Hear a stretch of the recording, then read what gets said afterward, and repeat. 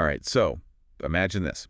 You finally decide, it's time to upgrade your gear. Yep. You want to be faster, you want to be more accurate, so you drop some serious cash on a brand new red dot for your pistol. The big leap. The big leap. You get it mounted, you feel modern, but then you do something almost without thinking that actually makes you slower.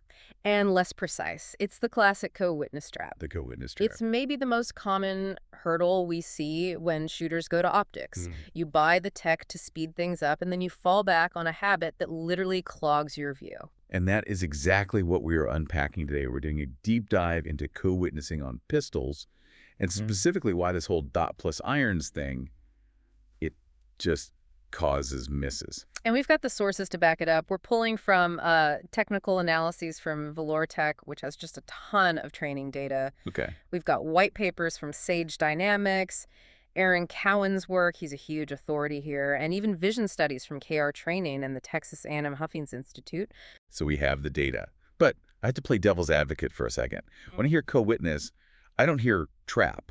I hear backup. Sure. I hear safety. I mean, if my battery dies, I need something, right? It feels safer to have both. Why are we calling a safety net a trap? That's the core of it. It's a trap because of how your brain works under stress. A safety net is great if it, stays on the floor until you fall. Right. The problem is that most people set up their safety net so it's hanging right in front of their face, blocking the view. So it's less of a net and more of a curtain. Exactly. The mission here is to understand the difference between a backup capability and a primary aiming method.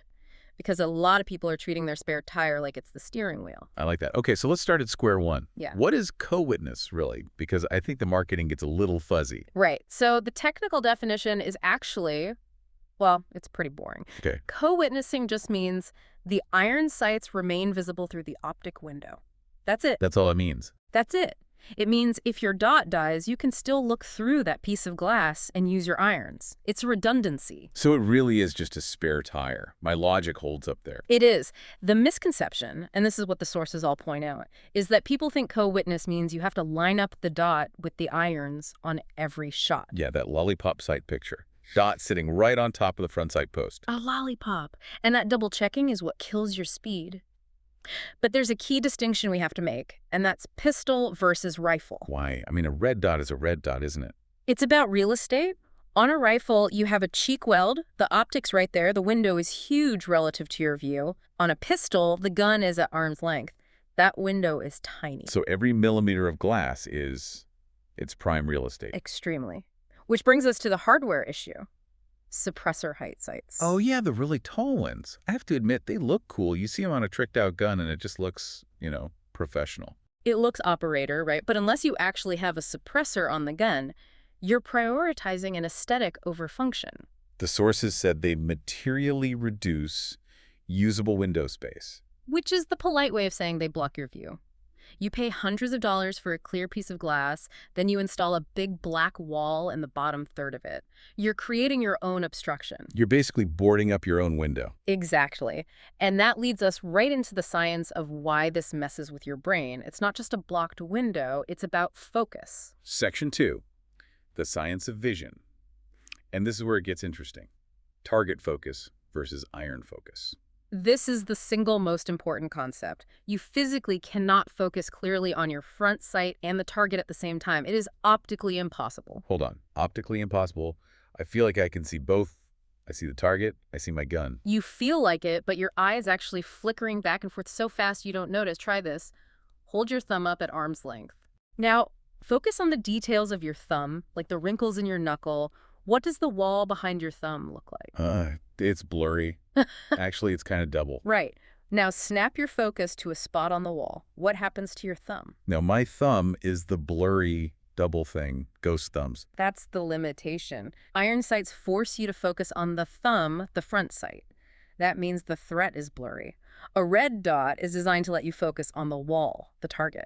And the dot just gets superimposed over it. Exactly. When you try to co-witness, you're forcing your brain to do that thumb and wall flicker over and over while trying to aim. You're fighting yourself. You're just confusing your eyes. You are. And the sources have this amazing proof for this. It's called occluded optic theory. This was the real aha moment for me in the research. It sounds totally nuts, but here's the experiment. You take a piece of tape. Just regular tape. Any opaque tape. Yeah. and you cover the front lens of your red dot, so you cannot see through the tube. It's blocked. Okay, so the optic is useless. I can't see the target through it. Correct. But you keep both eyes open. You aim at the target. Your non-dominant eye sees the target, and your dominant eye sees the red dot inside the tube against the type, and your brain magically fuses the two images. No way. Yes. You will see the red dot floating on the target, even though the optic is blocked. And you can actually hit the target like that. Reliably. It's called binocular overlap. And what it proves is that red dot shooting is a binocular task. It's not about looking through glass. It's about your brain merging two pictures. And you just can't do that with iron sights. You need a clear line of sight for those. Exactly. So when you force yourself to line up the irons, you're stripping away that entire biological advantage. You're turning a binocular system back into a basic monocular alignment chore. Wow. And then there's the other issue you mentioned, visual clutter. Right. Under stress, your eyes are drawn to big, high-contrast shapes. It's just evolution. And a big black suppressor height sight is. It's the boldest thing in the window. Your brain says, look at the big thing, so your eye gets sucked down to the irons. You lose the dot, you're back in iron mode, and your expensive optic is doing nothing. Okay, so the biology is clear, but let's talk about how this actually makes you miss. Section 3 is about POA, POI errors. Point of aim, point of impact. This is where the bad habit meets bad results. The sources call them hybrid sight pictures, where shooters just invent their own rules. Oh, we see it constantly. A shooter decides, my rule is the dot has to sit perfectly on top of the front sight, or it has to be dead center in the rear notch. That sounds precise, though. What's wrong with that? It's not stable. At speed, under recoil, that perfect alignment is impossible to maintain. If your rule is dot on post, but the dot is just a little to the left, you'll either hesitate or you'll yank the gun to fix the picture and pull the shot. And that leads to the zeroing fallacy. This is the one I had to wrap my head around. If my dot is zeroed and my irons are zeroed, shouldn't they line up perfectly? Logically, you'd think so, but it's about geometry. The dot's emitter and your iron sights are on two different physical planes. They're at different heights. Okay. They're zeroed to intersect at one specific distance, say 25 yards. But at every other point in space, including right there inside your optic window, their paths are slightly different. So, what looks lined up isn't actually what's zeroed. Precisely. The dot might be perfectly zeroed, but visually it sits a millimeter above the front sight post. If you force the gun down to make them touch... I'm physically moving the gun off of the dot's true zero. Yes, you're ignoring the accurate thing, the dot, to satisfy the less precise thing, the irons. It's like prioritizing a paper map over your GPS. That's a great analogy. Trust the GPS, not the drawing. Trust the dot. And then there's one more thing. Height over bore. Close range offset. This is just that the sights are higher than the barrel, right? Exactly. At 3 or 5 yards, you have to aim a little high. If you're just using the dot, that's an easy adjustment. You learn to hold the dot 2 inches high. Simple. But if you're trying to co-witness... The cognitive load is too much. You're trying to line up irons inside a window while also calculating a vertical offset. Your brain just... it shorts out. And the sources say you get inconsistent corrections. Yeah. Vertical stringing. You see shots walking up and down the target because the shooter is fighting the gun's geometry instead of just looking at the target. Okay, so it's a trap. It confuses the brain, clutters the window, causes misses. So what's the fix? Section 4. 2 parts, hardware and software.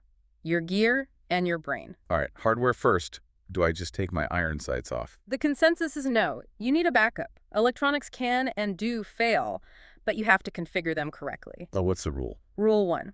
Backup irons should be visible, not dominant. Visible, not dominant. This is that absolute versus lower 13 co-witness thing. For a pistol, you almost always want lower 13. Get those sights as low in the window as possible while still being usable. Keep them out of the way until you need them. And rule 2. Preserve your window area. If you look through your optic and half the glass is black metal, you failed. Find the shortest possible sights that still clear the optic body. Okay, so that's the gear. Clean up the window. What about the software, the training? Velourtech had some specific drills. The first one isn't even a shooting drill. It's the presentation, the draw stroke. Let's talk about hunting for the dot. Yeah. Everyone's been there. You push the gun out and nothing. The window's empty. The little fishing wiggle trying to find the dot. And that's when you use the irons to find it, right? You line up the irons and boom, there's the dot. And that is the absolute worst habit to build. It's a crutch. You're training your brain to look for the irons first. So how do you fix it? You practice your draw, so your body mechanics put the dot where your eyes are. You should be able to close your eyes, draw the gun, open them, and the dot is just there. It's a grip and stance problem, not a sight problem. Okay, then they mentioned dot down drills. This is more psychological. You just turn the dot off, shoot a magazine using only your irons through the dead window. How does that help with using the dot? It builds trust. You prove to yourself, hey, I can shoot the irons if I have to. It removes the anxiety that makes you want to double-check them when the dot is working fine. That makes perfect sense. Remove the fear, remove the habit. And finally, the occluded window drill we talked about. Put tape on the front lens, shoot live fire. It forces your brain to use binocular vision. You physically can't look at the irons. It breaks the addiction. It's like immersion therapy for your eyes. It is. It just rewires everything. The sources have one, bold all caps rule at the end of this. Choose one primary aiming reference per shot. That's the golden rule. Shoot the dot or shoot the irons. Never, ever try to blend them at speed. Your brain can't multitask under that kind of pressure. It all comes back to simplicity, doesn't it? It does. The red dot is an amazing tool, but only if you let it be.